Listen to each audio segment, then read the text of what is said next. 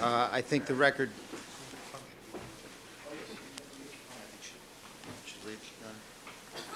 All right, Mr. Fung, why don't you wait outside for us? Thank you.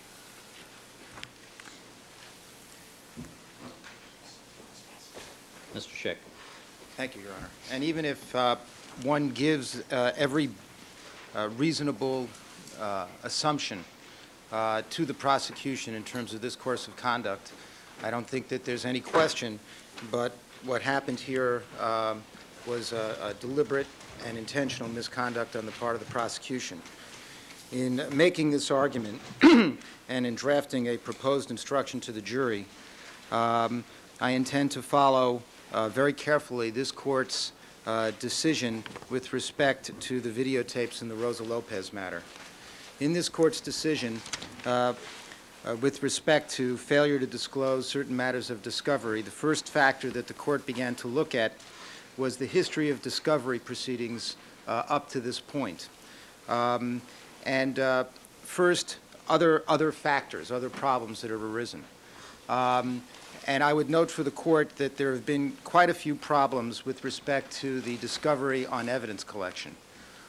First, there's the matter that the court still has under submission of the failure to disclose the videotape of Mr. Simpson's residence, which has some very material information in it, in particular the time in which the tape was taken and the very suspicious absence of the socks as the camera pans Mr. Simpson's bedroom and what the prosecution is saying about 414. More disturbing still is that the prosecution indicated that they had turned over to us the serology room transaction cards, which would indicate who went in and out of evidence processing room transaction card sheet, indicating who would go in and out of the evidence processing room on the morning of June 14th. That's false, Your Honor. We never Wait. Mr. Goldberg, you know how this works. Apologies. All right. Proceed.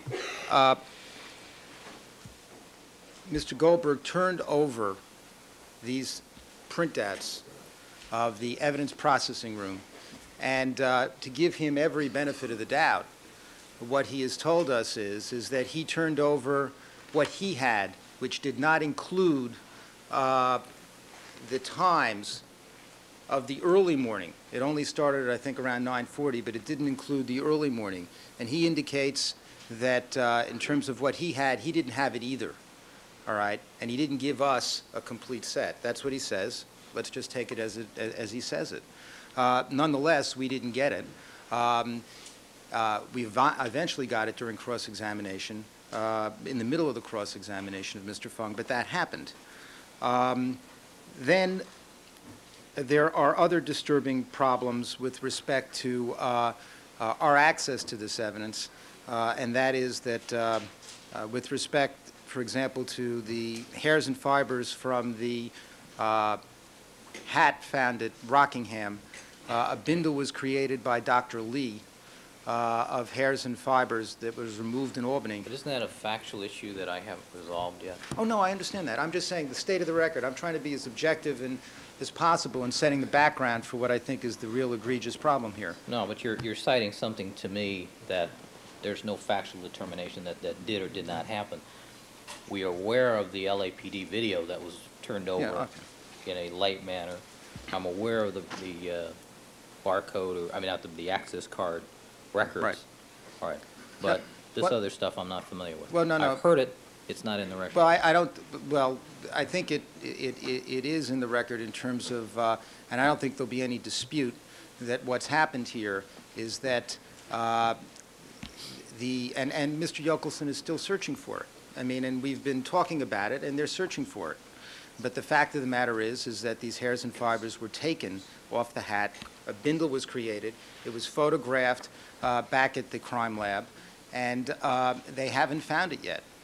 There is, again, the matter of the lens and the prescription glasses, which, again, is at this point unaccounted for. The reason I raise this, Your Honor, is that the difficulty that I have here, and I think it fits into one of the factors that the court considered on the discovery sanction, and if I may quote you, is that what you're looking for in terms of these discovery sanctions is that we have to assume that on important issues that an absolute bare minimum of professional competence would require that the lawyer preparing to present testimony of witnesses confirm an inventory of statements, reports, notes, recordings, etc.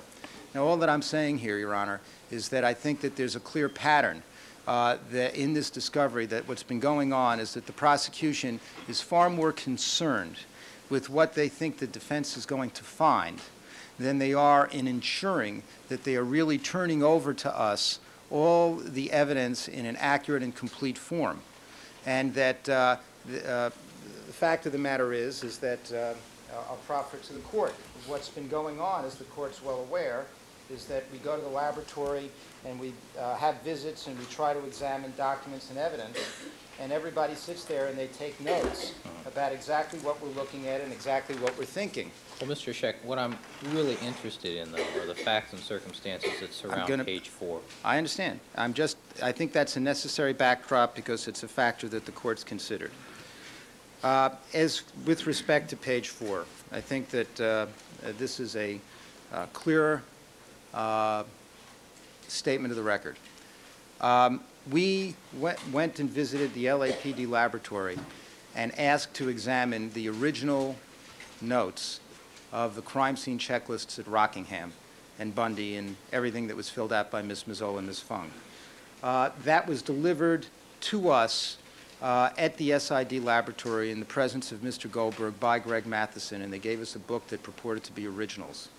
There are 2 laboratory notes that were taken by, I believe, Mr. Matheson at this time that actually document this and document how Mr. Neufeld was looking at the original notes of Fung and Mazzola, and we went and asked if we could copy them, and how I was looking at the field notes while Mr. Neufeld was checking his notes. There are records of them watching us looking at these documents with great care. I'm sure Mr. Goldberg will not dispute that at that evidence lab, when I looked at those original documents, obviously I was very concerned because I thought that I asked Dr. Lee to come over and look at it. I thought that I found a discrepancy in terms of the originals. I asked Mr. Goldberg if we could copy it. Excuse me a second. Mrs. Robertson, can I have both page 4s, please? I asked Mr. All right. I'd like to see them, please. All right. Go ahead. I asked Mr. Goldberg if we could make a copy of the originals. He was reluctant to do so. He didn't want to make a copy of the originals right there in the lab. I then appealed to Mr. Yokelson, and Mr. Yokelson agreed, and a copy of those originals was then turned over to the defense. Subsequently, as the court is well aware, we made a specific request, a written request, to have all the original documents from the checklists examined by a document examiner. The district attorney's office balked and asked that I make an offer of proof, or they contested our right to have a document examiner look at the original documents. What they were telling us were the original documents. As the court, I'm sure, recalls, I made an ex parte offer to the court, and in that ex parte offer, I explained to the court very clearly what I thought the problems were, that I had seen this erasure with respect to somebody going back over the documents on July 4th, that we didn't see any staple holes. July 5th. I'm sorry? July 5th. July 5th. That we did not see any staple holes on page 4 of the Rockingham checklist, and believed that that was not an original, and I wanted to have an expert examine that in the other documents. I explained to the court at that time that it was our contention in this case that we did not believe that Mr. Fung had ever received Mr. Simpson's blood vial on the afternoon of June 13th, but in fact had received it in the morning. I further pointed out to the court the written documentation on where Ms. Mazzola had indicated that the blood vial had been received after the sneakers. I further pointed out to the court her testimony at the split hearing, which Your Honor heard, in which she indicated that she did not recall, essentially, seeing Mr. Fung receive this blood sample from Detective Van Adder on June 13th. So the document examination occurred, and we were operating on the assumption, because it was a representation by the prosecutors, that the documents we were looking at were originals. I don't think there's any question. The prosecution concedes now that that was a false representation. We were not looking at originals, that in fact page 4 they are claiming was not the original. And it was perfectly plain, I think, after document examination that that page 4 was not the original. And we relied upon that representation. During the course of Mr. Fung's testimony, he made representations, and it was our understanding from looking at the manual, that all original documents are supposed to be kept in one place within the laboratory, and that they're collected there for purposes of review by supervisors, and he agreed that that was true and that the documents that had been segregated were the originals. Then there was another document, and I'd like to get the exact, it was first introduced by the prosecution, and that was a document that had an L number on it, and it referred to, it was undated. It was written on a field report note. L16, and there's a specific prosecution number, I can't recall what the number was, but it was used with Mr. Fung on direct examination. Mr. Yokelson, Mr. Hodgman, and Mr. Goldberg represented to us that they had not yet found the original of that lab sheet. So on direct examination, an original was not used, an original had not yet been located. The day before, I guess it was the day before yesterday, maybe Mr. Goldberg knows it better than I do, but I think it was the day before yesterday, which would make it Wednesday. Mr. Goldberg turned over the original. They had found the original. Presumably, I take it from what they're saying, that they found the original in Mr. Fung's own notebook. That, I would submit, Your Honor, should have put them on notice that perhaps they had not turned over all the originals to us as they had represented they had done, and it was a representation, obviously, that we were relying upon, and relying upon heavily in terms of framing a final line of cross-examination. So I would say at this point, in terms of the court's discovery analysis, that certainly we have a false representation, and the question is whether it was inadvertent neglect or gross neglect. I would submit at this point we can at least assume it's gross neglect, and let us assume that it was not knowledgeable or intentional up to this point. In other words, when I was cross-examining Mr. Fung yesterday, even after they realized that there might be some originals in his notebook and some of the documents they gave us were not originals, let us assume that they did not know and they were not intentionally trying to set us up in terms of the cross-examination. All right? It's just a gross neglect at this point. However, what happened afterwards clearly is intentional misconduct. This was an important witness, and the issue here was a critical one. Whether or not this blood vial was turned over, we all know that we're about to broach the issue in opening that about a quarter of Mr. Simpson's blood sample is unaccounted for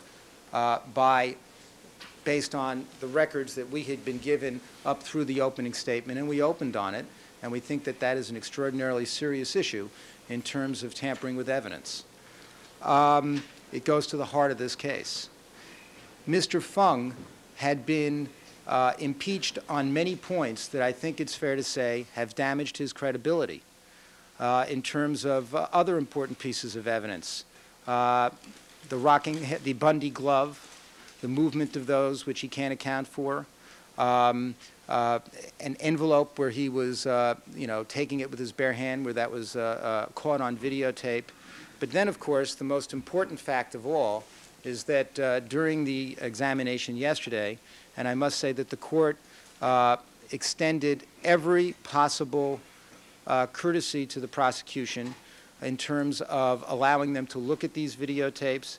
You handled it very, very carefully, trying to prevent Not carefully enough. Well, trying to prevent any unfair surprise. I mean, they were given all the videotapes. The only thing that I was reluctant to reveal to them openly or in an offer of proof to you is that by looking at the cars, we had ascertained that Mr. Fung's testimony that he had carried a blood vial out in the brown bags, the posse box, or in his own hands was false. But in terms of giving them the real evidence, they had it. They had an hour to look at it. They had a long time to think about it. The court conducted the examination outside the presence of the jury. It was done by the book. What happened here, however, Your Honor, is that at some point in time, before I finished my cross-examination, before I stood up after the break and said no further questions, the prosecution, if we take them at their word, went through Mr. Fung's book and discovered the original page 4. Given their representations that they had given us all the originals, the proper course of conduct at that point would have been to inform the court and counsel that their prior representations had been false. They purposely did not do that.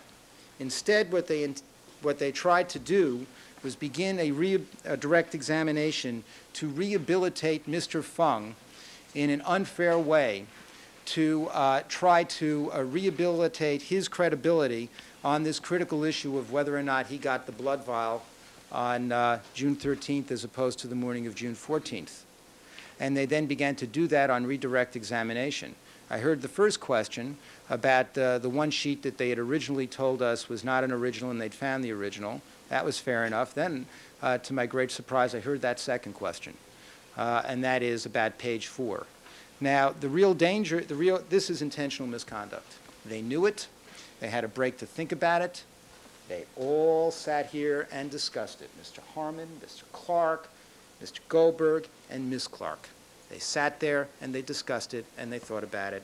And they thought, wouldn't this be terrific? Let's rehabilitate Mr. Fung. It'll look like this was an innocent mistake, and therefore all the other contradictions caught on videotape, contradictions in his own testimony about this blood vial, they'll then be able to argue it was just an innocent mistake and he's telling the truth. And that's how they began their rehabilitation of this witness, trying to exploit their own misconduct and their own misrepresentations. There is no question, giving them every benefit of the doubt, that that was deliberate, it was intentional, and it was wrong. Now, this, I would submit to the court, is far worse than anything that occurred with respect to withholding tapes on Rosa Lopez.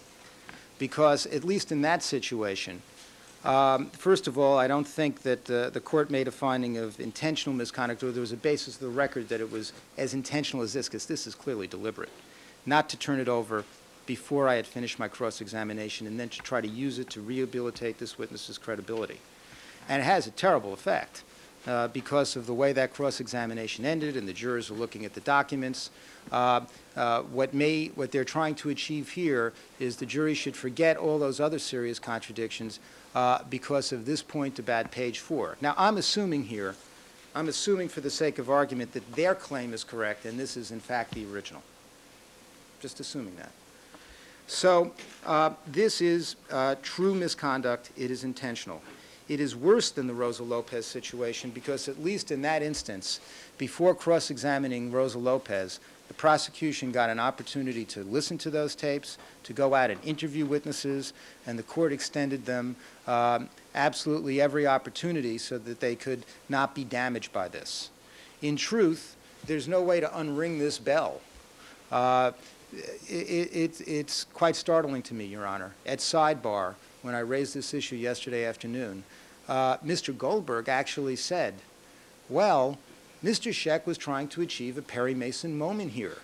He was hoisting on his own petard, and he didn't say that, but words to that effect. And then he said, you know, what Mr. Scheck should have done here is come to me and said, hey, what about that page 4 that, you know, it's obviously not an original, and I should have tried to straighten all that out with him. And then he cited the fact that they had told us that that other page from the lab book wasn't an original, and then at the last moment turned over the original from Mr. Fung's notebook. Now, that's fairly incredible. That shows that they seem to have no idea of the rules. Because the fact of the matter is that they're the ones that were representing to us all the way along the line that we had a set of originals, and they were not taking proper care to make sure those representations were accurate all the way through the point of cross-examination, and then it got fatally worse.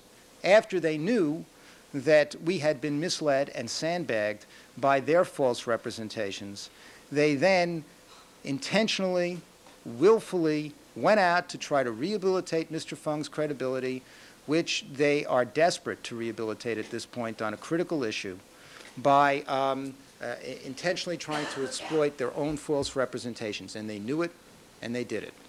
So, Your Honor, that's why I've drafted a discovery sanction. Instruction. I'm sorry?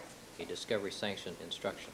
A discovery sanction instruction that mirrors, I think, in a totally factual way, almost word for word, the instruction that you crafted with respect to the Rosa Lopez issue. And I think that this situation is far worse, and that I frankly think that the only remedy that really would undo the damage here is preclusion. That, in truth, is the only remedy. However, I recognize that the court may very well be reluctant to grant that remedy. And so I've proposed this alternative instruction because it seems to me that you must instruct this jury in no uncertain terms about the misconduct of these prosecutors here, about what they did, because it is, and about their efforts to rehabilitate Mr. Fung's credibility improperly, intentionally, that this was a violation of the law. And my instruction mirrors precisely what you have previously issued. Thank you, counsel. Mr. Goldberg.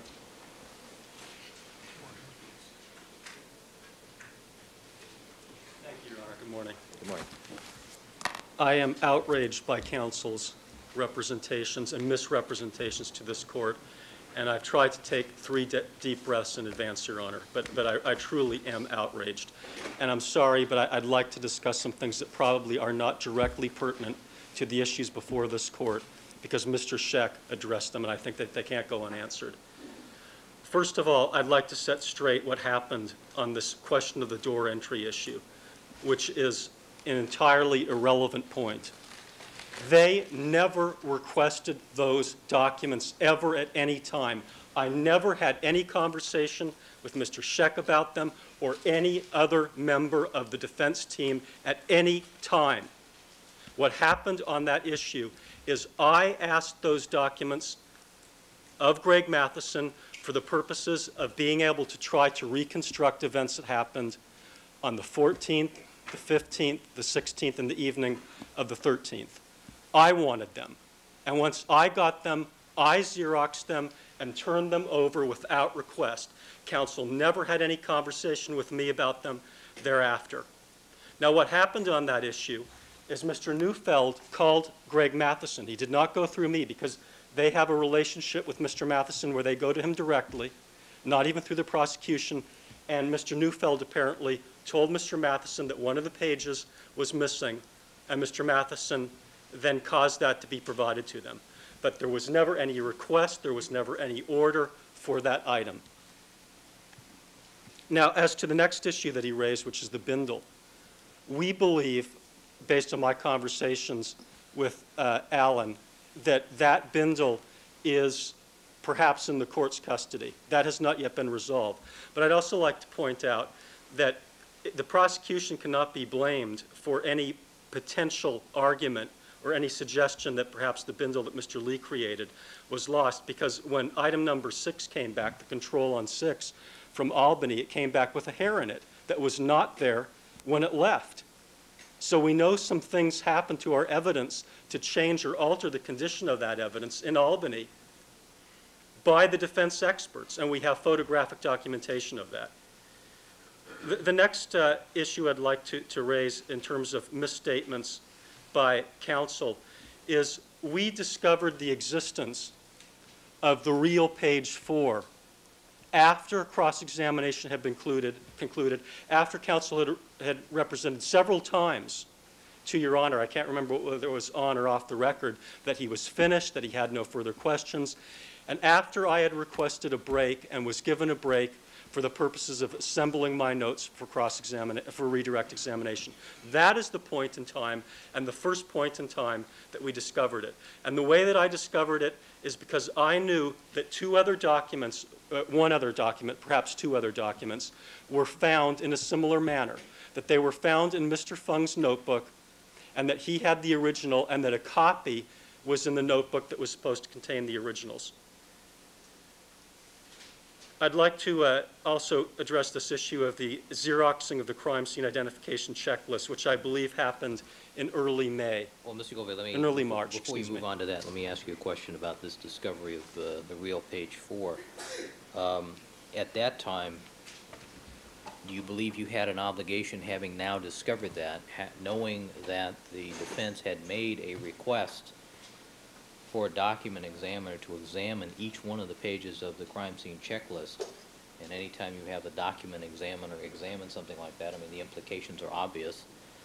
Don't you believe that you had an obligation upon making that discovery to immediately advise the court and counsel? I did not believe so, Your Honor, and I'd like to address that in more detail, if I may, and very extensively. But with the court's permission, could I continue with the events that happened surrounding the Xeroxing of the crime scene identification so long as you checklist? understand that that's my primary concern. Okay. As to the Xeroxing of the crime scene identification checklist, which actually Mr. Scheck and I did together, I'd just like to set the record straight on that. They told us that told me, Mr. Scheck told me, that his only reason for wanting to look at these originals, and I guess this must have been some kind of a subterfuge because they didn't want to let me know what their real intentions were. He told me that they had written on their copies and that they didn't have any copies that were free of notations, and that they were kind of embarrassed about this, but were asking me to extend them the courtesy of Xeroxing those items, which I did not want to do because, as I have represented to the court, my Xeroxing skills are not the best. And it took us approximately 40 minutes to go through those documents, Mr. Scheck and I, and Xerox them, which I did as a matter of professional courtesy. What happened after that, after we were finished Xeroxing virtually all of the documents, is Mr. Scheck, who should win the prize of having Xeroxing skills that are even worse than my own, dumped out the entire volume of that original notes binder. And it was standing in a teepee fashion on the floor after we had gone through it. And it took us about 5 minutes to figure out how to undo that problem without getting the notes all out of order. And at that point, Mr. Scheck, well, about an hour or so later, asked me then to Xerox more documents pertaining to searches of vehicles. And naturally, I wasn't very eager to Xerox more documents at that time, and I said, I don't want to do it at that time. We resolved that issue, and then finally I decided that I would provide them with Xeroxes. But I'd just like the record to be straight as to the chronology of events and as to what happened during that incident. Now, Your Honor, I'd like to address this issue of page number 4, and the original versus the copy. First of all, I'd like to discuss it legally, which is something that Mr. Scheck didn't do. He made a lot of allegations, but he doesn't discuss the law. And I'd ask the court to go back to the law because ultimately this is a legal decision. 1054 of the Penal Code doesn't say anything about us providing an original document. It's not in there.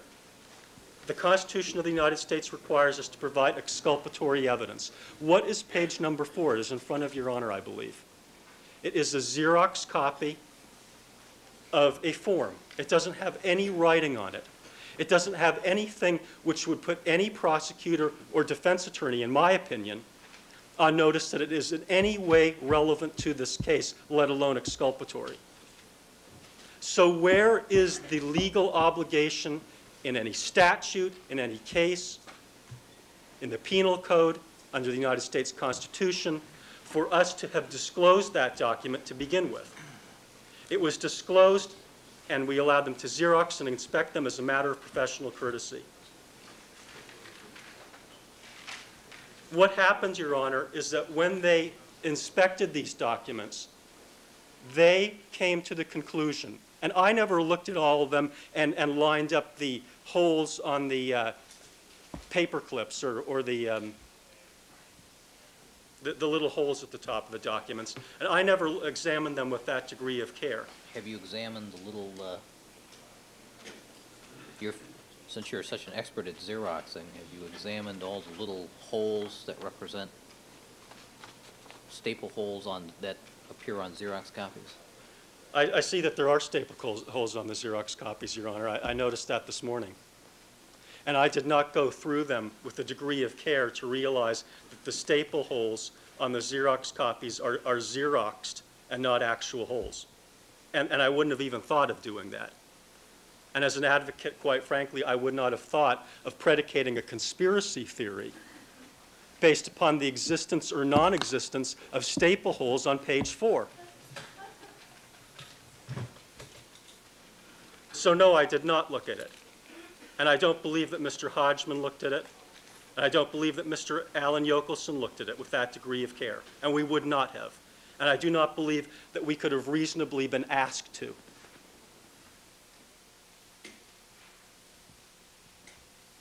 Now, what happened is that after these documents were provided, counsel notified us that 2 documents were not original. One was L16. May I just refer to my binder, Your Honor? Certainly. Mrs. Robertson? Excuse me just a second.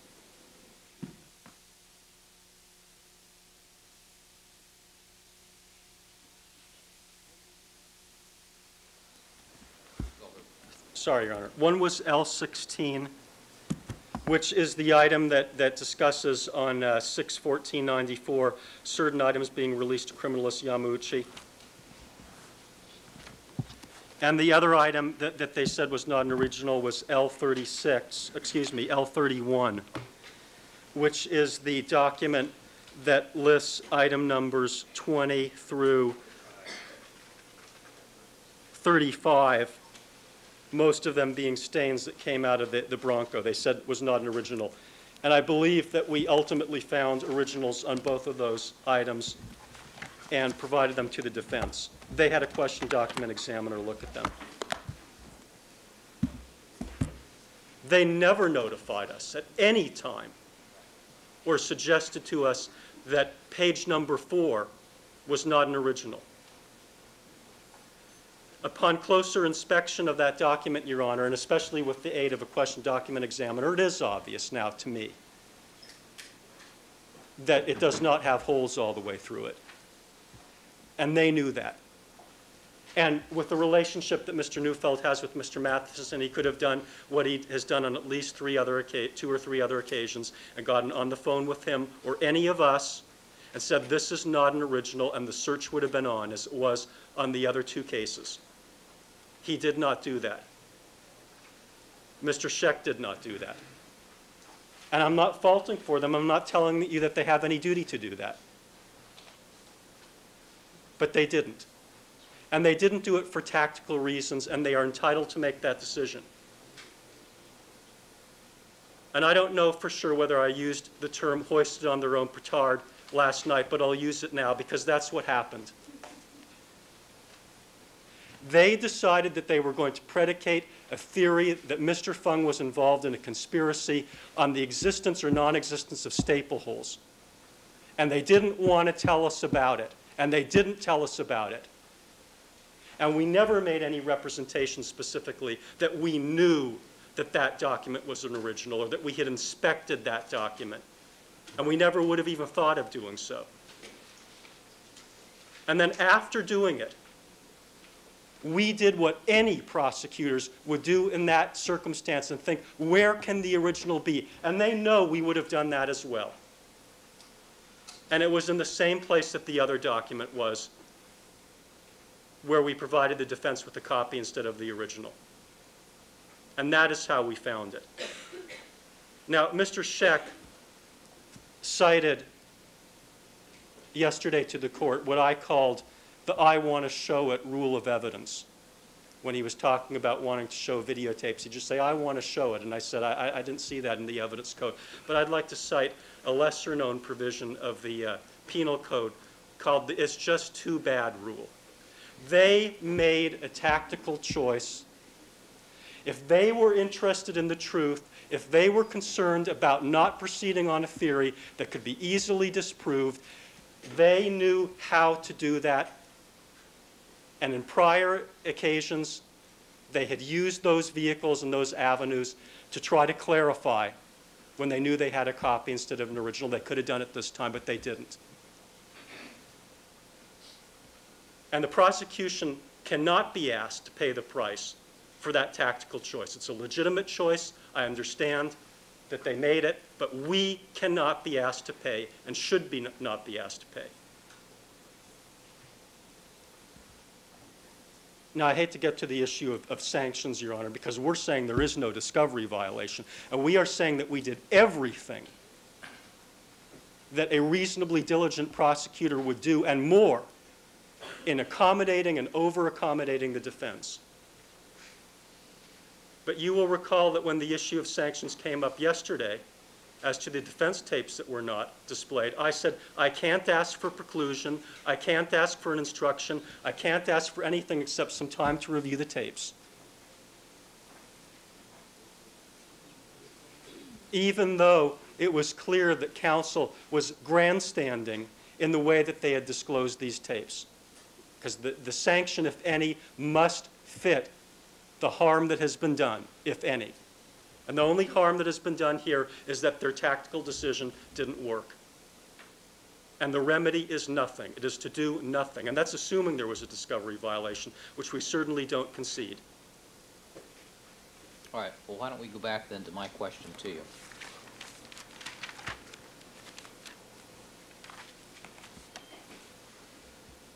And your question was, did we have a duty to bring it to the court's and counsel's attention as soon as we found it? Correct. And we believed that we did not. We discussed it, and we felt that it was clear that they had made a tactical choice. It's clear that they could have brought it to our attention. It's clear that we were entitled to introduce this. It's clear that we had no obligation of the law, under the law to produce it. And at that time, at that hour, we believed we did not have an obligation. Well, let me ask you this. Since I did make the order that the originals be produced for document examination, doesn't that include page 4 as soon as it's discovered? And it was produced. I mean, it was produced in court. Well, it was produced for the, I ordered it produced for the purpose of document examination by the defense, though. So didn't that place an obligation upon the prosecution to then produce that item? I didn't hear the end of the court's question. Didn't that place upon you at any point when you discovered that you had an original in your possession to notify the court, at least under 1054.7?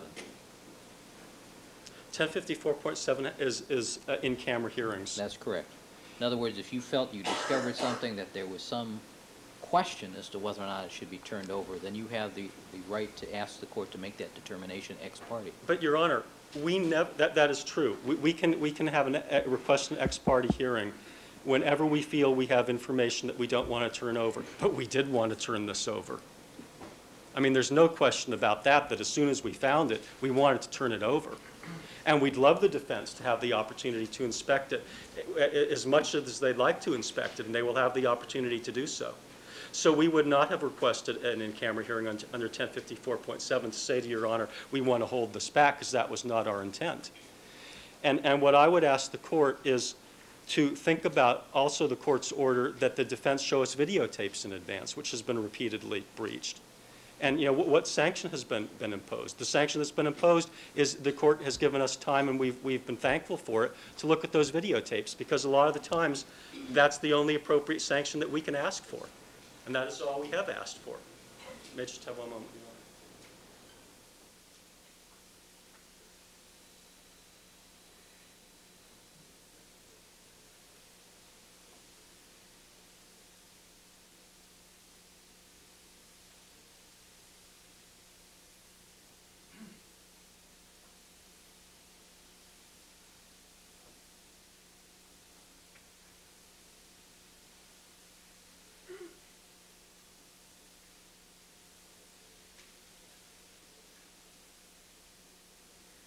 So what we would ask the court to do is if the court's going to impose any sanction, that the court be even-handed, and that the sanction that would be imposed, and we're not saying that any is warranted because we're not seeing that there's any discovery violation, is to give the defense more time to look at it as the court gave us more time to look at the videotapes. The court must be even-handed, and we request Your Honor to do so, and I know you want to do so, in the way that the court makes its rulings.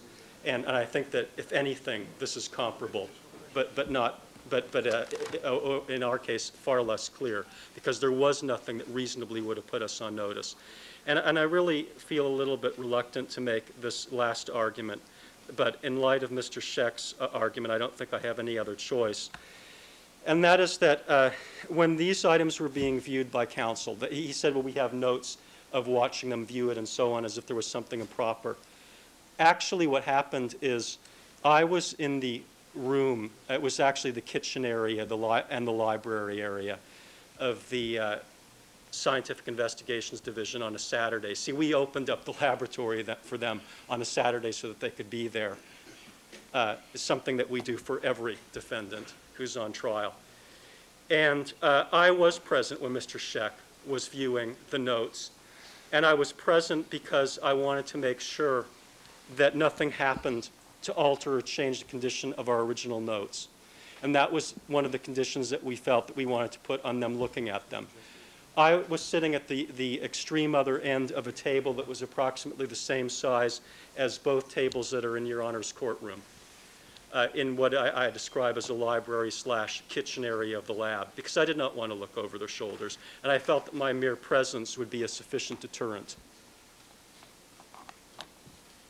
But I don't know everything that happened, and I wasn't watching them every moment when they looked at those notes. I don't think that would have been appropriate for me to have done.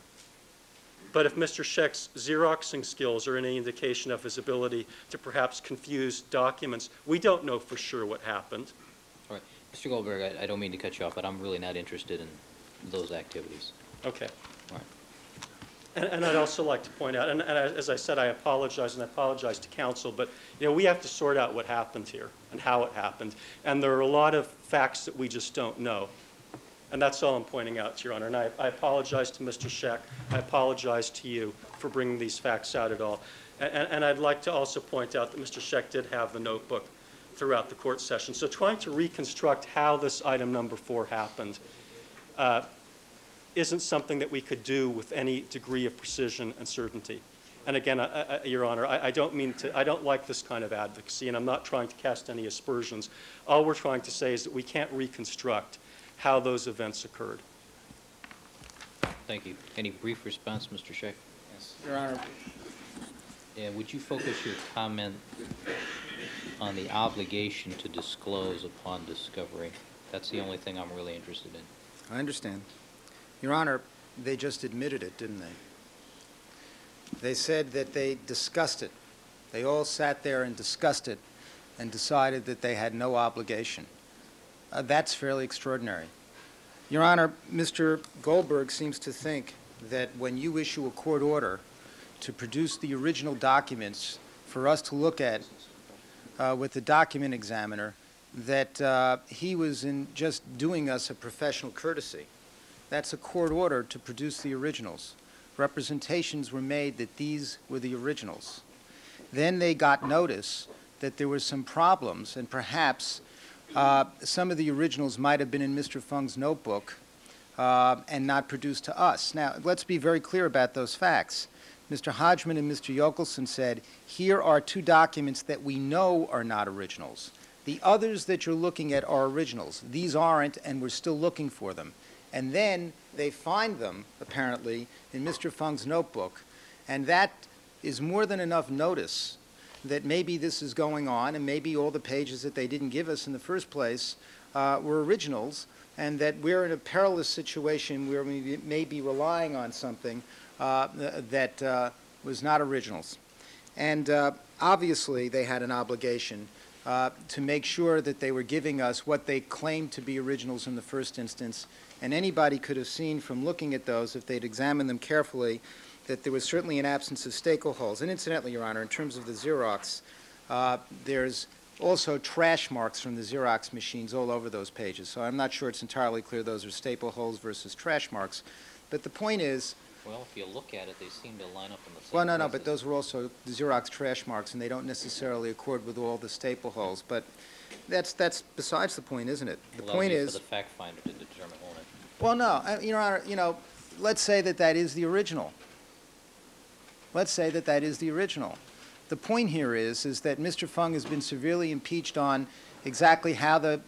No, Mr. Scheck, the point is, did the prosecution have an obligation upon discovering that they had it in their possession to notify you and the court that they had it? Yes. That's the only thing I'm really Well, interested Your Honor, there's no question that under 1054.1, they must disclose all relevant real evidence obtained as part of the investigation. We asked for the originals. The court ordered them to turn over the originals. We examined the originals. Then they were on notice that they may not have given us all the originals. They took no steps. And then when they realized that they had misrepresented to us the fact that they had turned over all the originals and we'd relied on it, and I had not yet stood up and said no further questions because I didn't do that until after the break, they sat there, they discussed it. After I reminded you to do that. That's right. But it's clear. It's clear. And they sat there, they discussed it, and they actually decided intentionally that they could go about rehabilitating the witness because it would be helpful in order to make the jury think that all the other contradictions were just innocent mistakes, that they were going to do it even though they had represented to this court and to counsel all the way along the line that these were originals that we had. They didn't bring it out so that perhaps I could try to undo this damage myself in some fashion with appropriate stipulations that I had been misled, because that's exactly what happened, and they did it intentionally. And Your Honor, I know you don't want to hear these things, but I'm trying to be as careful and as factual with the record as I can, because there's an implication in Mr. Goldberg's remark. I will readily admit to being a klutz. And when I said yes, no, you have to hear this. No, I don't have to hear it. Well, no, Your Honor, Mr. Scheck. he's just wrong in his factual statements. No, Mr. There- Scheck, the notes no, show- Wait. I didn't Xerox those field notes. Mr. Scheck, Okay. I'm sure it's interesting to hear, but it's Yeah. not really relevant to the decision I have to make. Fine. It's just, all right. What he said wasn't accurate, and I can prove it. The point is this, that everything that I've said in terms of giving them a reasonable benefit of the doubt, every factual innocence, every factual assumption. Well, counsel, Yeah. Mr. Goldberg indicated that upon discovering it, he discussed it with his co-counsel, and there was a decision not to disclose it. Yes. Is there anything more you need to argue? I really don't think so. I think it's, it's intentional misconduct. All right.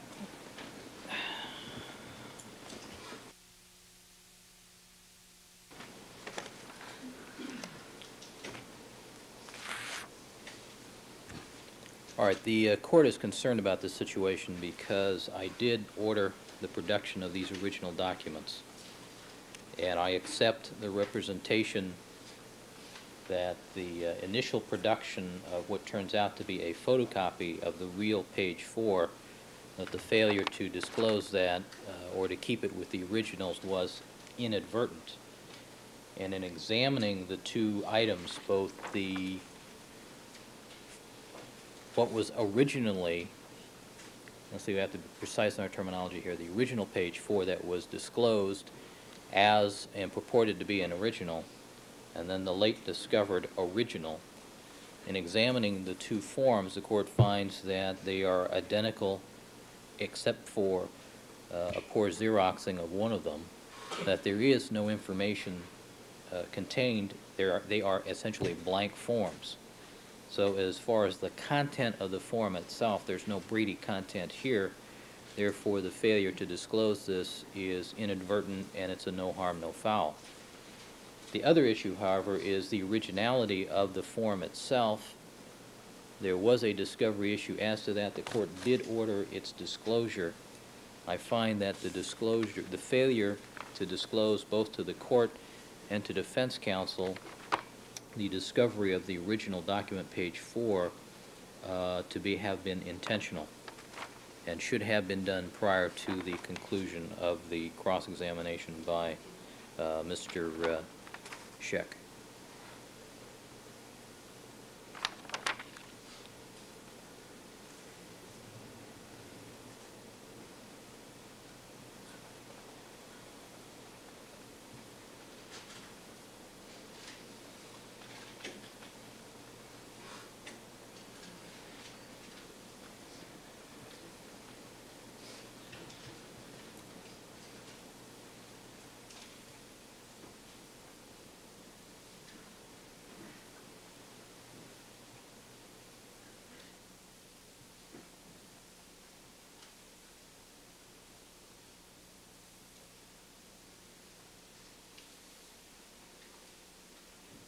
original, the field notes are Defense Exhibit 1107, is that correct? Yes, sir.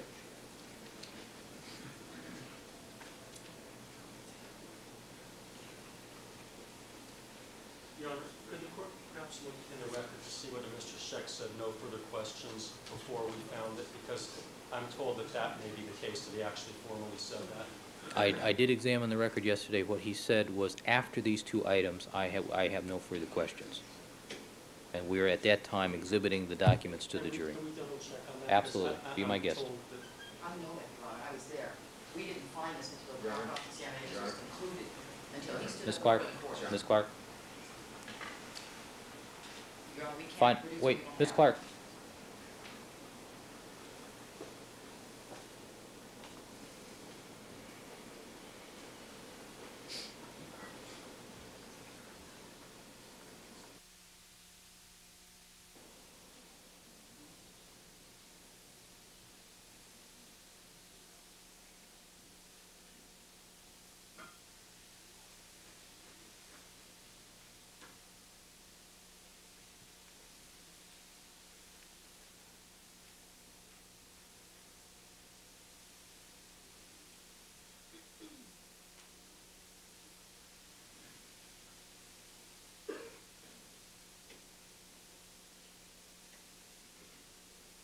I'll have Mrs. Robertson get the transcript from yesterday.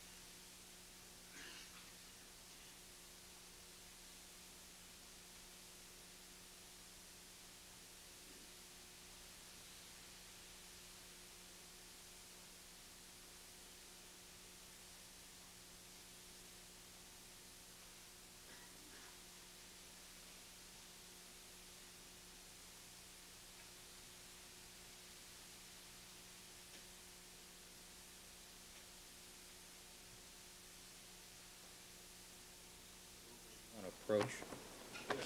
Let me give you the court's transcript from yesterday. See if you can find that location. But I recollect specifically checking it myself.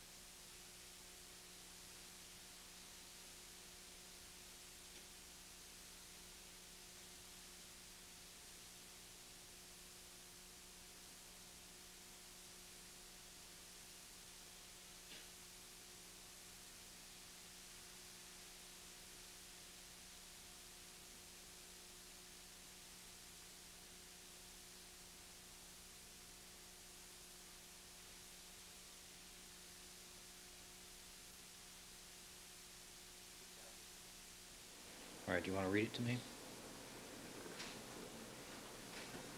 I'm reading from page 22,781. May I just have one moment, Your Honor? Certainly.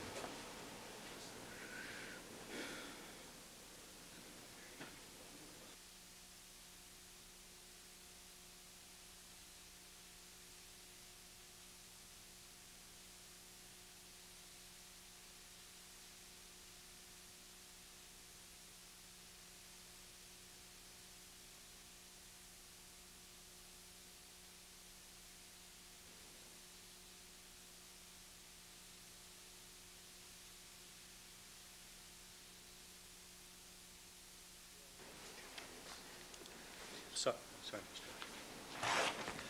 Your Honor, I'm looking at page 22,781. Yes. The court is speaking. All right, Deputy Russell, would you return that document to Mr. Scheck? All right, the record should reflect that each of the jurors has had an opportunity, including the alternates, has had the opportunity to review the Defense Exhibit 1107. Mr. Scheck. Mr. Scheck. Yes, Your Honor. I just would mark page 4 of this crime scene checklist, 1107B. I have no further questions. Court. All right. And then Your Honor continues, ladies and gentlemen, I'm going to take a 15-minute break at this time, and so on. Prior to that, go back to the second couple pages before that. To the what? If you recall, we had when you were making your request for a break between the cross-examination conclusion and the beginning of your redirect, I asked Mr. Scheck, do you have anything else? And he said something to the effect, I thought I said no further questions. And my recollection is I heard him say, after these two things, I will have no further questions. Well, you see, the problem is, Your Honor, I don't know if that was recorded because... No, well, it's in the transcript. What? Flip back a couple pages.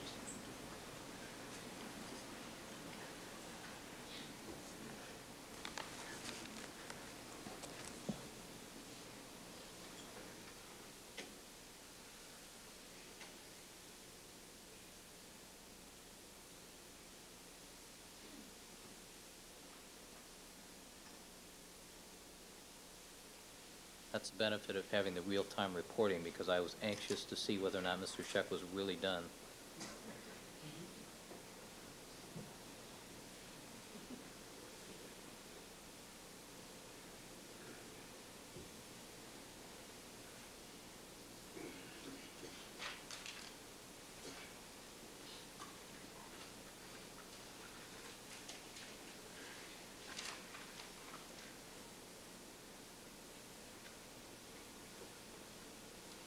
Well, it must have been much earlier if it occurred.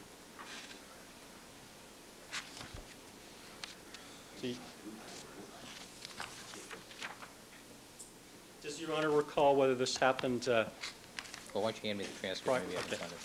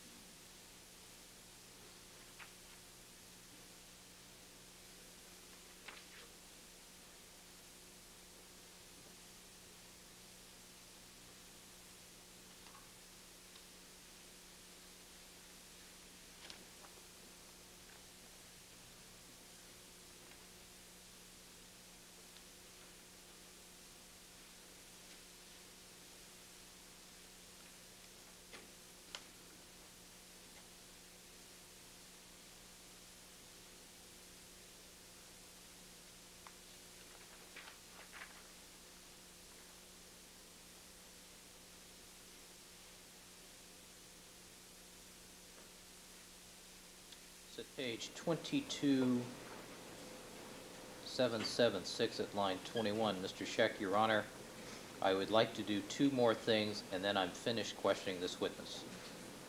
That's the passage that I'm referring to, at 22776.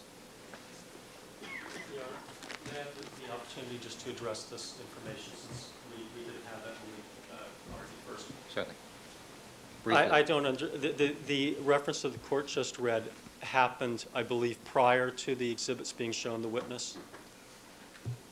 Item number 4? No, that's at... Page number 4? That was... Or what? After. But it wasn't after he had concluded examining the witness, because I believe there was still examination on those exhibits, fairly extensive examination, as I recall, between then and the time that he said. No, there were no further questions put to the witness. Okay, but I still don't understand the significance of that particular passage in light of the passage where Mr. Scheck did say on the record prior to the break that he had rested. I mean, that is the posture that we were in at that time. He had completed his examination. Okay. And that's what we believe to be significant here. Now, if the All court... right. No, I agree with you that that particular passage of the transcript is not particularly elucidating one way or the other. The issue is, once you've discovered it, did you have an obligation to disclose it both to the court and counsel? Then after they have rested, if the court is saying we had an obligation, and you know, then you have to go back legally to what our obligations are at that point. At that point, We've already discussed this part of it. Okay, Yes. all right. But at that particular moment in time, he's already concluded his entire cross-examination. He's already said that Mr. Fung is conspiring based upon the non-existence of staple holes. So if we can try to back ourselves up to that moment in time, what is going to be done at that point in time? What is it exculpatory to the defendant if we say, Your Honor, we have this piece of evidence? Is that exculpatory No, evidence? counsel, you're arguing all that, the other issues. I was only interested in the... But what I'm trying to get at, Your Honor, is if we back up to that precise moment in time, what would have been done from then forward? I mean, let's say we had come up to the court and said, Your Honor, you know, we have this document, and it's this... Do you agree that's what should have been done? Do we agree on that point? Well, if I have to agree to that in order to win, but we discussed it with all the... You know, Your Honor, I just don't want to get into a argument over the court with something if Your Honor has already made up your mind on it. We discussed it. We felt that he had rested. We felt that there wasn't anything that could have been done at that point in order for the defense to erase what they had done, or that the court would give them the opportunity. There wasn't anything that they could have learned by examining the documents more carefully. So if you back up to that moment in time, don't we have to try to articulate from that point forward what would have been done had we come up to the court and said, Your Honor, we found this item of evidence. Would the court allowed him to reopen? And then if he reopened, what would have he done? Well, What if he court re-questioned has been him? known to allow counsel to reopen.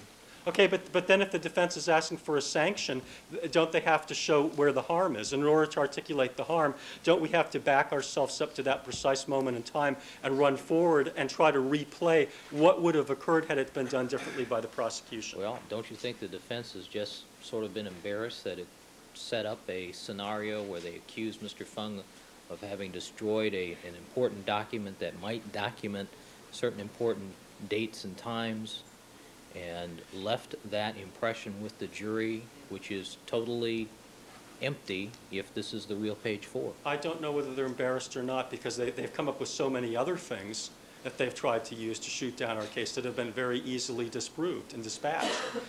But Your Honor, the point that I made is it's a tactical choice. And are we accountable for the tactical choice? All right. I'd ask the court to make a finding as to whether or not the defense engaged in a tactical choice here. Oh, no, obviously they did, but They did. counsel, here's the problem. I ordered its production. That's the foundation for all of this discussion. I ordered its production. It wasn't produced. It should have been. You know, Mr. Cochran, you know, is continually talking and making comments to me off the record. Well, he's saying it in a voice loud enough so that it's... Well, counsel, I'm audible. hearing commentary from both sides of the bench. Okay. All right, thank you. Mr. Hodgman is here to address the discovery order that was made by the court concerning the original. And the truth of the matter is that had the defense wanted to get at the truth and get that document page 4 original, they Mr. could have Hodgman? told us so. They failed to.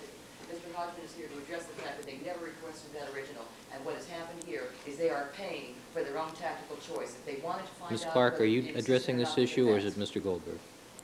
Mr. Hodgman is here to address the discovery matter. Thank you. Mr. Hodgman.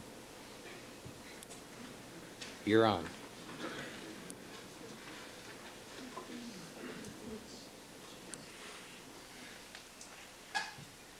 And good morning, Your Honor. I understand my name has been taken in vain this morning, so I thought I would come down to see if I can be of any help in enlightening the court. And as the court has asked, I will offer to the court what I know about the situation.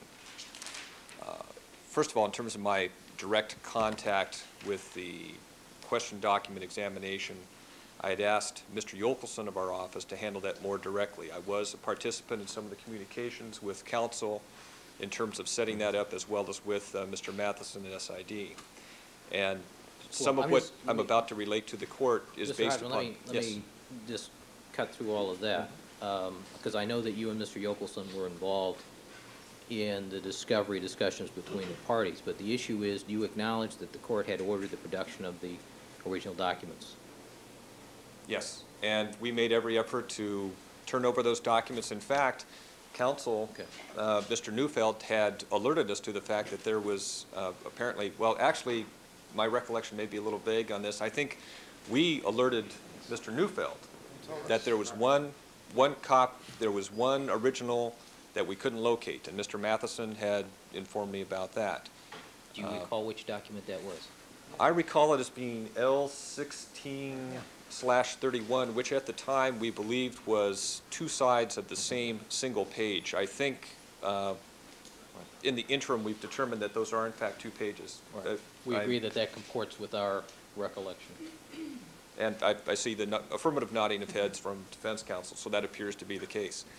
And with that, I know Mr. Matheson undertook to find that particular page, that missing page, which subsequently, and I'm unsure as to the exact point in time, we did. And all of this was in the spirit, Your Honor, and I think Mr. Neufeld, with whom I was communicating primarily on this, and I know Mr. Yokelson was having additional conversations, was in the spirit of trying to comply fully, openly, forthrightly with the court's order. Until yesterday afternoon, I never knew about this page 4, which Mr. Scheck was utilizing in the course of his cross-examination. As far as the discovery of page 4, it appears that it was discovered as represented. I can't shed any new facts on that, but it appears into the fact that it was not turned over was certainly inadvertent, as the court has pointed out.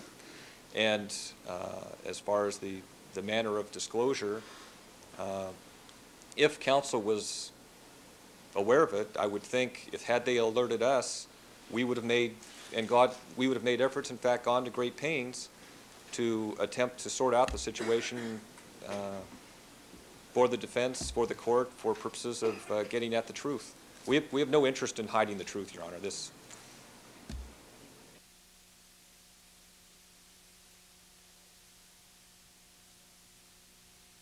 And as I'm reminded from Ms. Clark, and I can speak for Mr. Yokelson on this as well, we were never notified that that particular page, this page 4, was missing. Well, Counsel, I've already made a finding that the failure to locate the original page 4 up until and including yesterday was inadvertent. And then examining the two documents, there's nothing on it. So there's obviously no Brady content. There couldn't be, because it's just a blank form.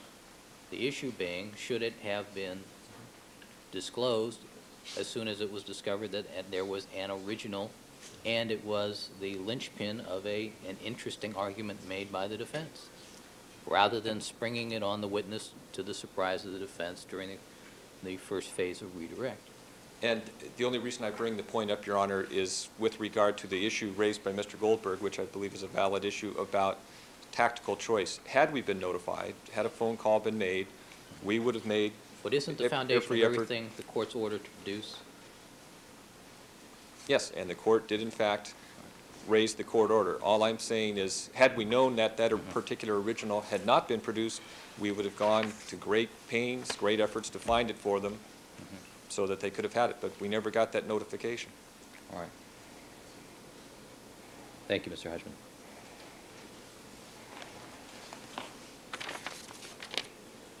All right, I find that the failure to immediately disclose to the court, to counsel, was a violation of the court's order, and I'm going to instruct the jury as to that.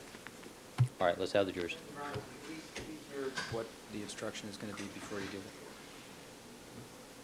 I've heard your request, I've heard their request. I don't think preclusion is, I forgot to also add, I don't believe preclusion is an appropriate remedy. Your Honor, we would be heard as to other issues before the jury comes out. Such as?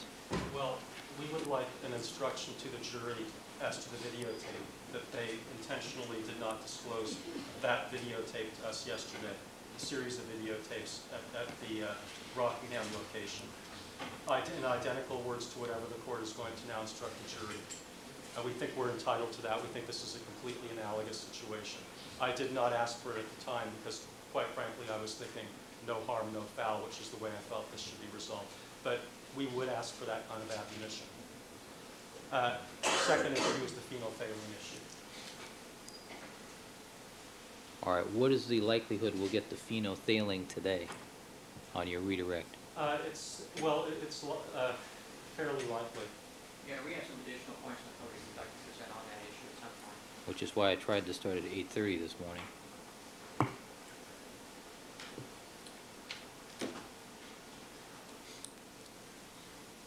All right.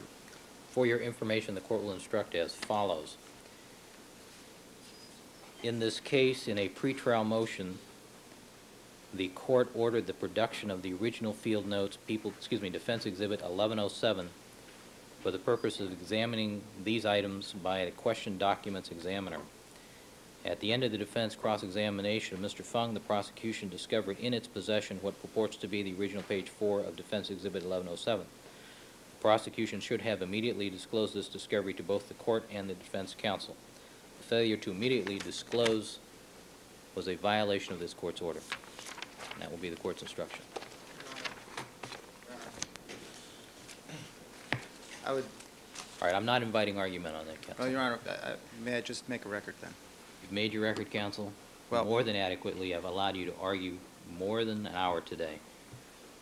Well, No, I don't think I took up a lot of that. No, this time. argument has gone way beyond its need. I've allowed both sides adequate record-making. I've made my ruling. Well, Your Honor, Mr. Scheck, last time, I've made my ruling. All right, the proposed instruction is that we submitted to the court. it's here, it's in front of me. I've read it, I've No, can we considered make it. it part of the record? Absolutely. All right. You filed it, I take it. Yes, all right. The court refusing to admonish the jury concerning the defense willful refusal and disobedience of the court order to advise us ahead of time about the videotapes. Counsel, I haven't gotten to the issue yet. I thought the court... Let me see counsel at the sidebar, without the report, please.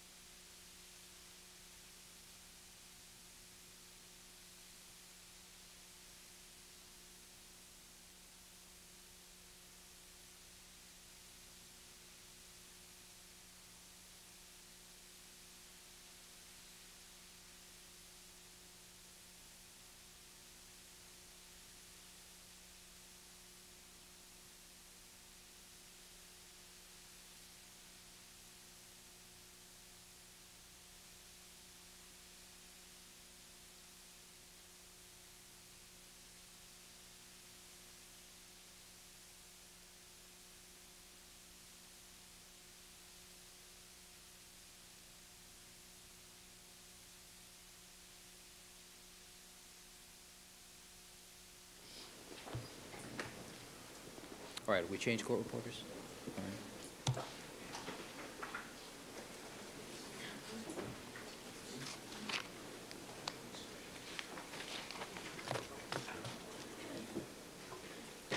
All right, Ms. Clark, you had a request of the court regarding sanctions. Yes, Your Honor, I did. The people have made a request of this court that the jury be admonished concerning the defense willful withholding of the videotapes and their production and notice to the prosecution in violation of the court's order. And the court's made this order a number of times, requiring that both sides apprise the other. I meant as far as timing. And as far as timing, and my request is that if the court is inclined to give an admonition concerning the prosecution's discovery issue on page 4, that it withhold that admonition until we resolve the admonition concerning sanctions against the defense for their willful refusal to obey the court's order concerning production of the videotapes, and that the admonitions be given at the same time, if any admonition is to be given at all. And so, since the court has indicated that it is inclined to resolve the issue of defense, of an admonition to the jury concerning the defense violation of the court's order concerning production of the videotapes until 4:30 Monday. Slow down. How you doing, Janet? She hasn't thrown anything yet. Court reporter is going cross-eyed on me. Who's smoking? I know. Okay. They usually throw things at me. That's my first cue. I would No, ask they that send me messages here. Did she? That we resolve all of those issues at 4:30 on Monday, and the court give all admonitions at the same time. And that's what I'd ask the court to do at this time. All right. Mr. Cochran. Excuse me.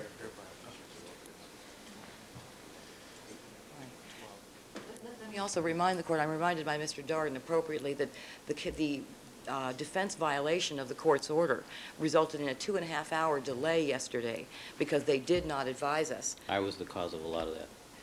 What? No, but you know something, they were really the cause of it, Your Honor. That's the truth. You know, it's very gracious of the court to take some responsibility, but it's not the court's responsibility. The defense should have told us about those tapes All right, and we're failed arguing to. the issue at this point. Yeah. The only issue is whether Okay. or not I should withhold the sanction instruction now. Mr. Cochran. Thank you, Counsel. Thank you very kindly, Your Honor, and I appreciate the opportunity, and I'll be brief, Your Honor.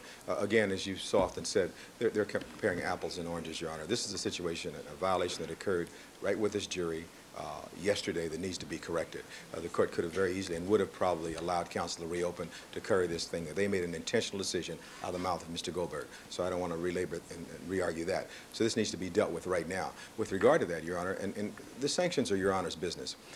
You've had under submission now for almost 2 weeks additional sanctions regarding the prosecution. We're not asking you to do that, and we have this rule of one lawyer talking per side, which consistently is violated by the other side there. And, Your Honor, we've tried not to do that, but I feel constrained at least to point not out. always successfully. And certainly, Your Honor, when we address you, I think you can point out that we address you in a respectful manner, not in a hostile manner, standing up when you tell us to be quiet, we sit down and do that. And I think that should work for both sides. And I hope and I pledge to you we're going to do that from our side. But the point is, this is a violation which the prosecution has been caught red-handed in today, Your Honor. Mr. Goldberg, to his credit, stood here and said, all of them, it's not just Mr. Goldberg, all of them sat here and made a conscious decision to violate your court order.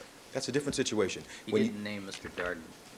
Well, he said, No, he didn't name Mr. Darden. he said, excuse me, well, excluding Mr. Darden, he said all the rest of them, including Mr. Harmon, Mr. Clark, all the rest of them sat there, He including didn't Mr. cite Ms. Martinez either. Well, we'll exclude Ms. Martinez and Mr. Darden, but the rest of them made a decision, and we saw them in court discussing it yesterday. The point is, Your Honor, this is something that needs to be dealt with right away and right now. With regard to and we're more than happy to have you look at the videotapes. What you're going to find is they had all of those videotapes, with the exception of one that came here, Your Honor. It was delivered in this courtroom, and we gave it to them immediately. There's no violation. And what happened was, unlike this situation where they made a tactical decision for an advantage and then tried to do this in front of the jury, they saw these videotapes. They went back in your chambers. You gave them the chambers for all that time.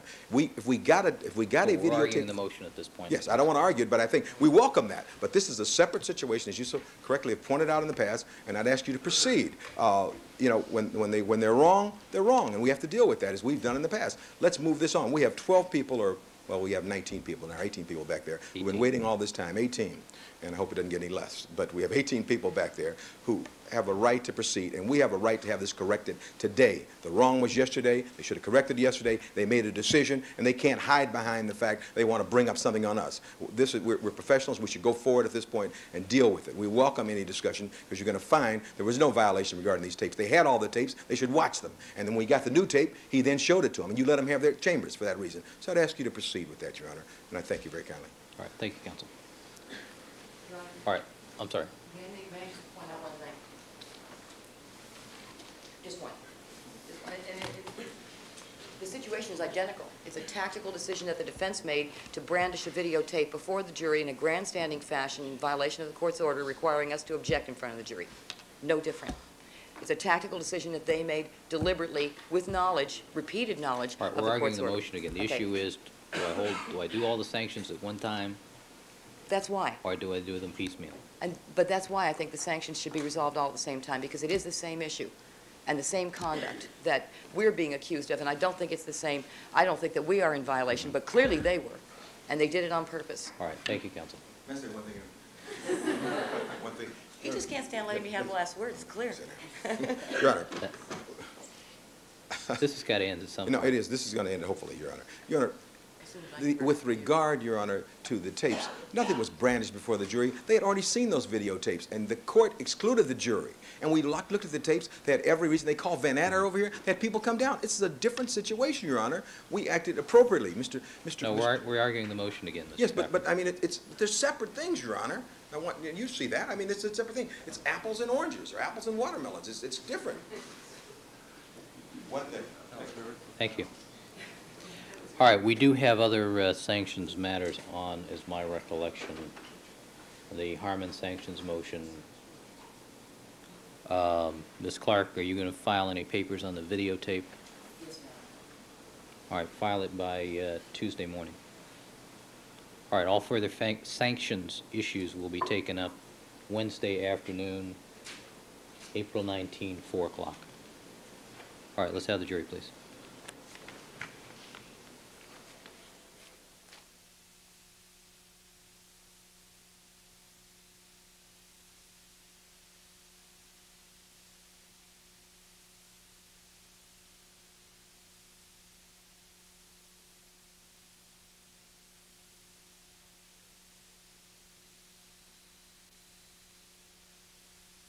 Matters in the half hour before we were scheduled to start at 9 o'clock. As you can see, our half hour turned into a little longer than that, so I apologize to you. That's the bad news. The good news is that, as you know, the staff has been arranging for you periodically different entertainment, and I think you'll be very happy with the entertainment that we'll provide for you this weekend. It'll be something, you know, special. I mean, we've done some special things for you, and I know you appreciate that, and we appreciate your bearing with us, so I'll try to make up to you for it. Just keep that in mind. I apologize to you. I see your smiles. You understand we have these problems, and I thank you deeply for your indulgence in these matters. All right, do we have Mr. Fung available?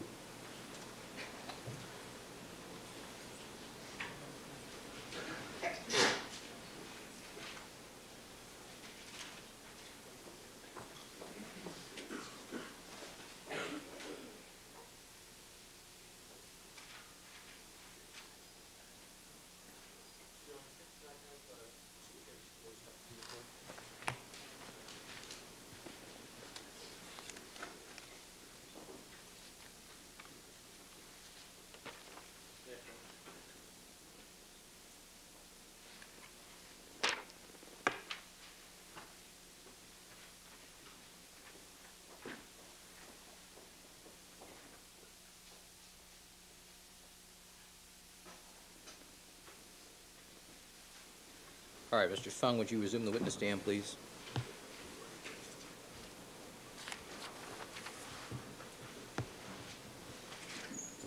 All right, good morning again, Mr. Fung. You were reminded you were still under oath, sir. Mr. Goldberg.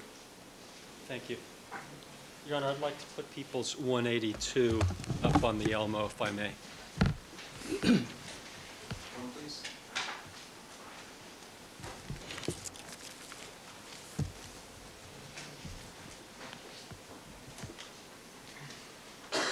Could we get a close-up of the upper left-hand corner?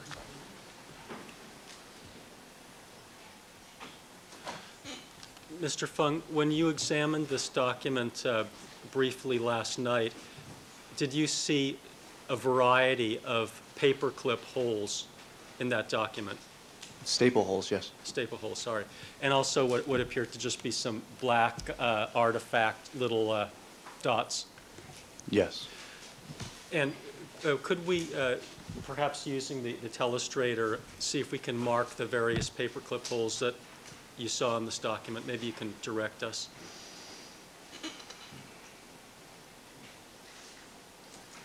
Down. Mr. Goldberg, is this really necessary for him to look at telestrate all of the staple? I'd just like to get some of them. Maybe we'll do 3 or 4 if we can. There are a number of them there, and I just want to show the jurors. Well, we have the document here. We can show it to them. Don't you think it'd be easier for them to look at it? I'd like to do that too, if I may do both. All right. But it seemed to me that they're looking at the document. There appear to be. Okay, down, over to your left, a little bit more, there.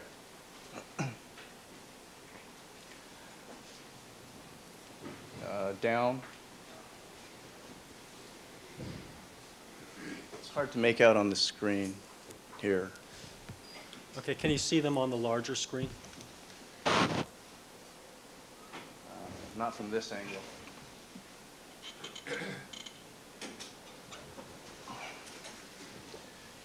Down from there, and to your right, and down a little bit more. There's one there. It appears to be there. And one more. Let's see if we can get another one, if you can see one, if the resolution's good enough on your screen, Mr. Fung.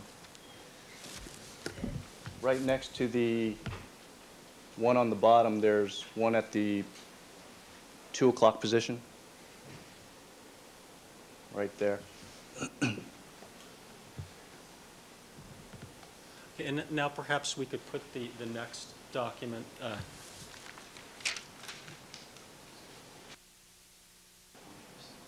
It's 1107B, defense exhibit on the telestrator.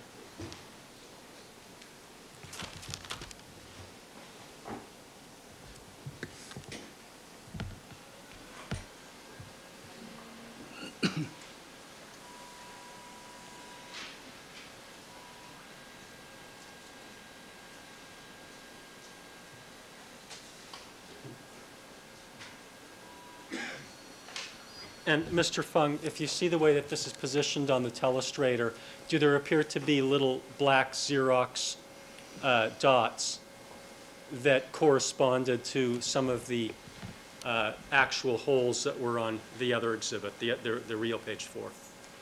Approximately, yes. Okay. And is that what you were referring to when you were saying that you did a preliminary evaluation of the document? That's just one of the characteristics that I looked at, but yes. What were any of the other characteristics you looked at? I looked at the folds in the upper left-hand corner of the document and the holes, paper punch holes, at the side of the left-hand margin.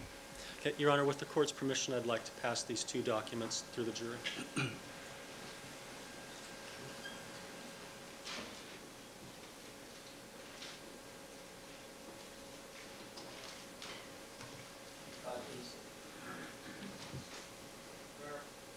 While the documents are being passed to the jury, may we take the opportunity for a brief sidebar? Yes.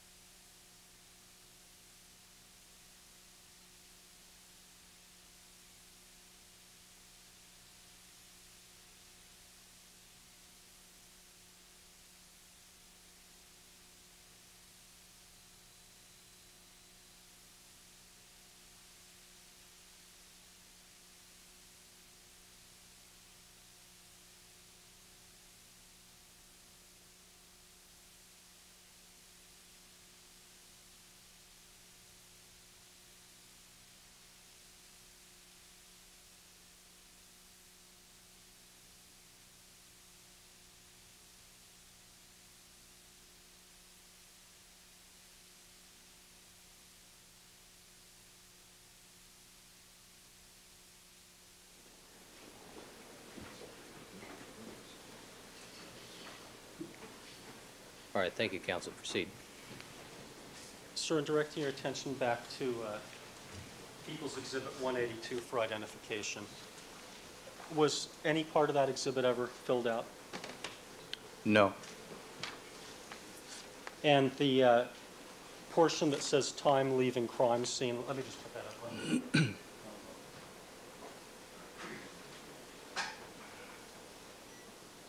One, please.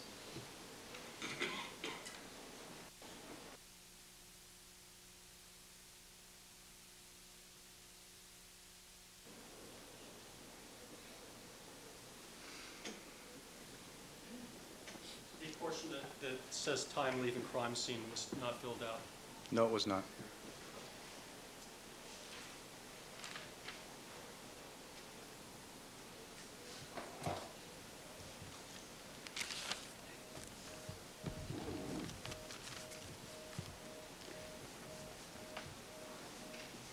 May I just have a moment?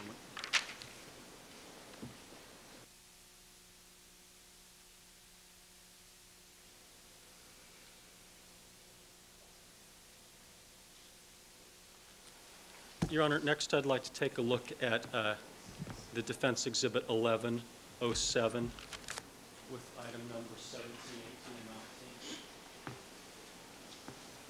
19.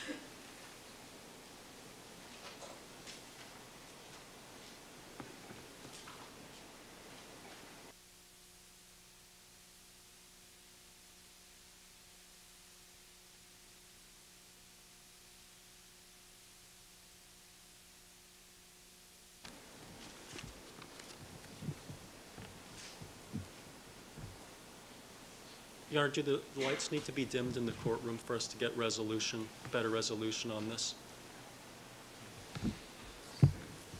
Sir,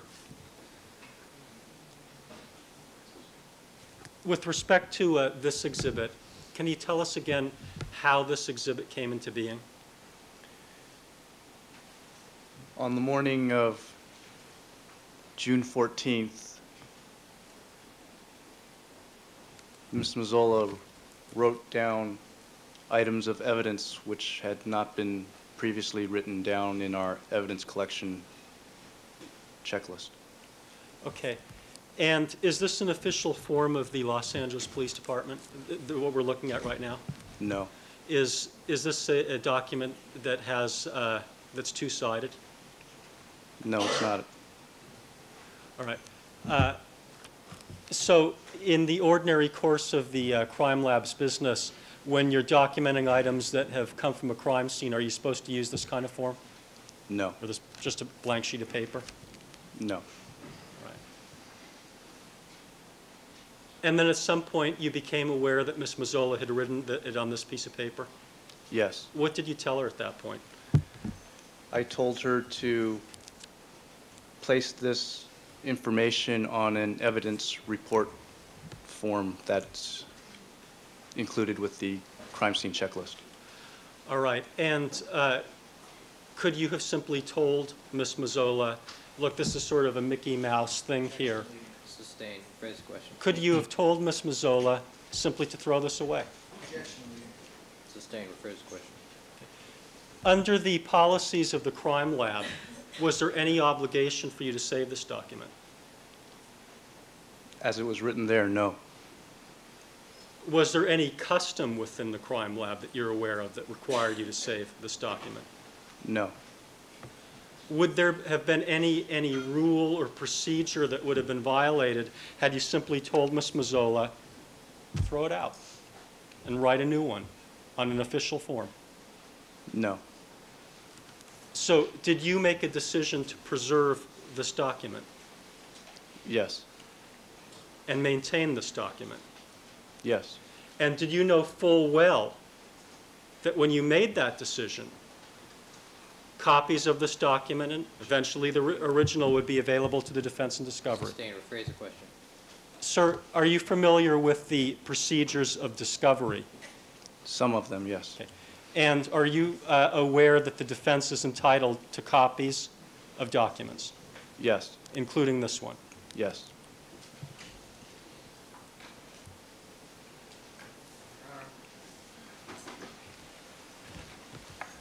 objection? I have an objection to that question with respect to matters that have been discussed. Overruled. Proceed.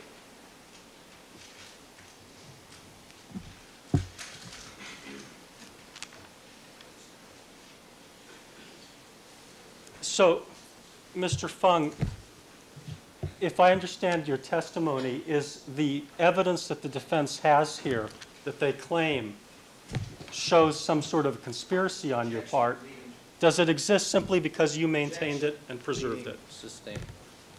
Phrase the question. Thank you. You maintained this Yes, I did. and preserved it. Yes, I did. Your Honor, I'd like to have a sidebar on this issue. Overruled. You can cross-examine on that, counsel. Your Honor, there's an issue here. I think that With the court reporter, please.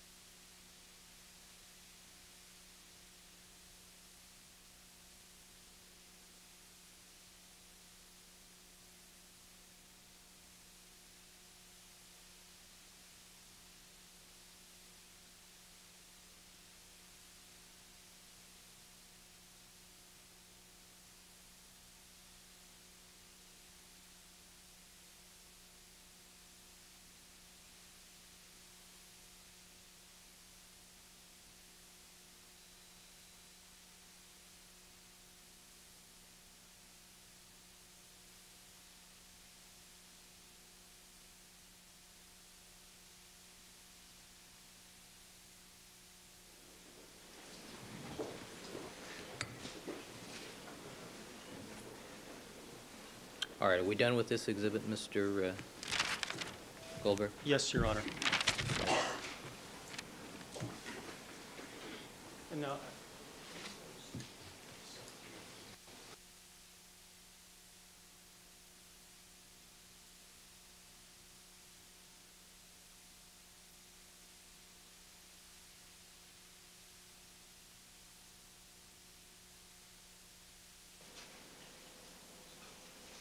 I just want to approach the witness, if I may, with this document, and just ask him one more question.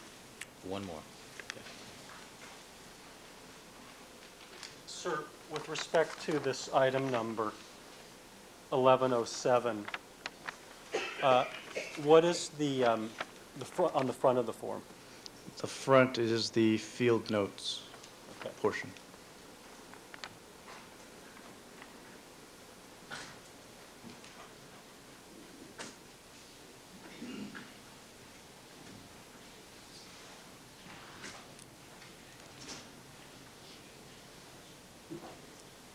I'd like to see the other document that's part of 1107. It's the page that has items 17, 18, and 19 written in it.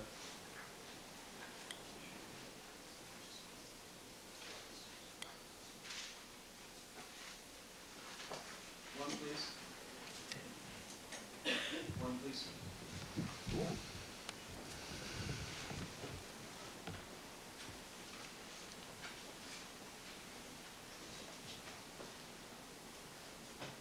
Sir, and what is this form again? This is an evidence collection report. And is this the form that Andrea Mazzola created after you told her that you didn't want the items on that blank sheet of paper that's on the reverse of the field notes? Yes. Okay. And when you first saw it, what were the order of the items? I'm going to refer to my copy.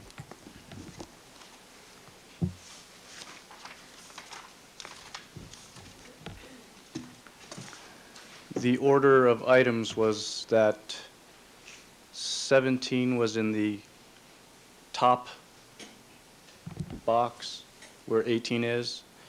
18 was next to it or below it, and 19 followed it. And how was that problem dealt with? What did you do about that? I erased 17 and 18 and changed the numbers Oh, I'm around. sorry.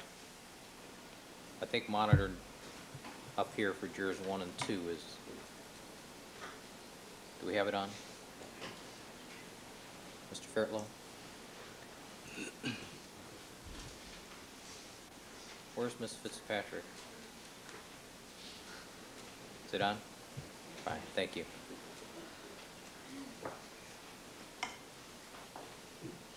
Now, Mr. Mr. Fung, if you write out a report in the crime lab and you make a mistake on that report, or there's something on it that you want to change, is there any rule that says that you can't simply, if you're in the process of creating the document, throw it away and start over again?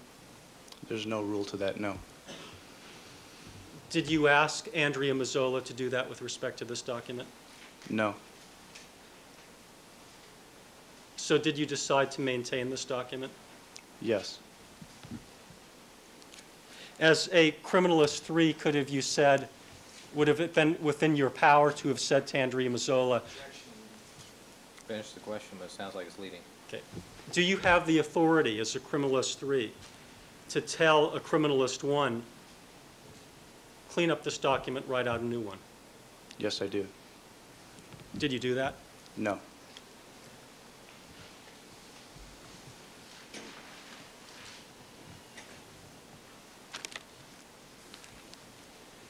Now, you said that you had no recollection of talking to, thank you. No recollection of talking to criminalist Mazzola specifically about the circumstances under which you got the blood vial, is that correct? That's correct. And why was it that you, well, did you have a recollection of talking to her about things like the circumstances of collecting Overruled. the blood on the trail at Bundy? No. Okay. Well, do you believe that, do you have a recollection of talking to Ms. Mazzola about collecting items on the trail at Bundy? Yes. Okay. What about at Rockingham? Yes. What about the glove and the cap at Bundy?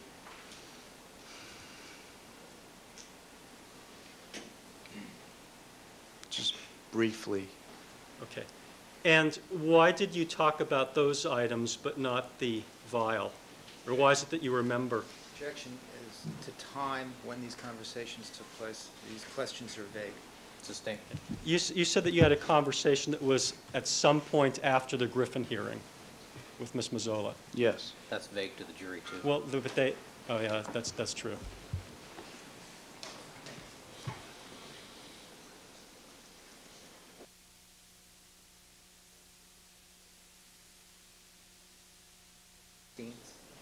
Yeah, I think it was. Perhaps we could later on have that, the court take judicial notice of that. Sir, was there a hearing in which you were questioned by the defense about various aspects of things you did on the 13th in collecting evidence with Ms. Mazzola? Yes. All right. And at some point after that hearing, did you have a conversation where you tried to determine who specifically picked up certain items? Yes. Right. And you have a recollection of talking to her in that conversation about the trail at Bundy and the trail at Rockingham, Yes. and probably the cap and the glove? Yes. And why doesn't the issue of the blood vial stand out in your mind? Objection. I don't believe he's competent to talk about why he forgot to tell her something. Overruled.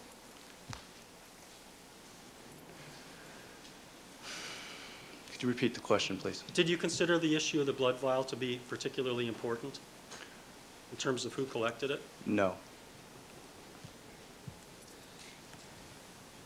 And you were asked certain questions on cross-examination about whether or not you were anticipating the kind of accusations about the blood vial. Do you recall those questions that were made during cross-examination? Yes. Mr. Fung, were you anticipating those kinds of accusations? No, I was not. Were you surprised? A little bit. Yes. Okay. And in your mind, was the issue of precisely how the blood vial got from Mr. Van Adder, Detective Van Adder, out to the crime scene truck all that important to you? Overruled.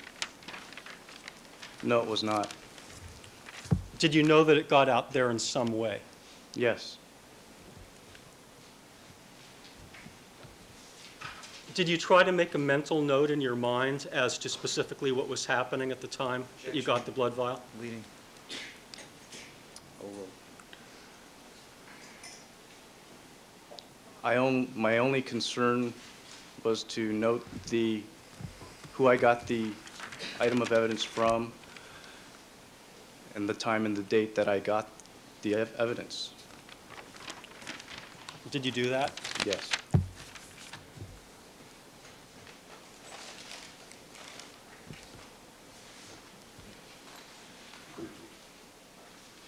When you received the analyzed evidence envelope, or the evidence envelope rather, containing the blood, did you make it a point to call out to people, hey everyone, I'm getting the vial, can everyone gather around so I can have some witnesses? Sustained. Argumentative. Sustained. Oh, I'm sorry, Your Honor. When you got the blood vial, did you make it a point to try to gather people around you? No. Did you make it a point to try to get people to notice what was happening so you'd have witnesses? Sustained. Rephrase the question. Did you make any effort to make sure that there were a lot of people around when it happened? Objection. Leading again. Overruled. No, I did not. Why not?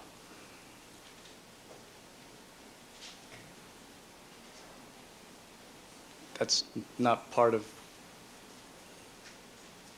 I would think it would be unprofessional for me to make a big deal out of collecting a single piece of evidence. Did you try to do that with any other piece of evidence, get people to witness you collecting it on the 13th? No. Overruled. Overruled.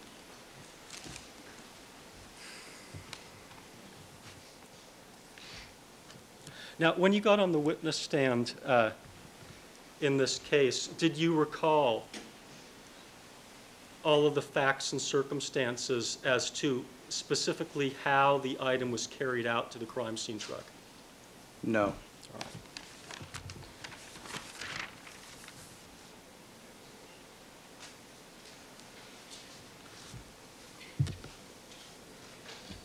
And when you were suggesting to Mr.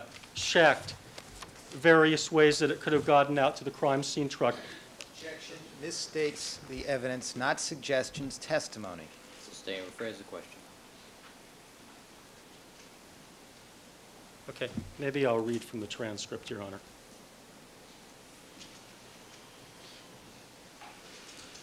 I'd like to read first from page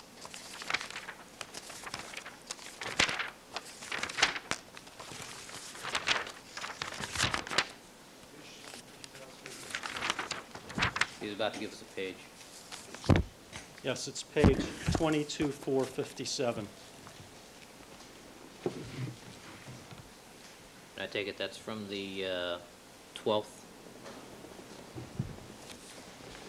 It's from the 12th, yes, Your Honor. Do you recall giving the following answers? Excuse me, just a second. Counsel, do you have that?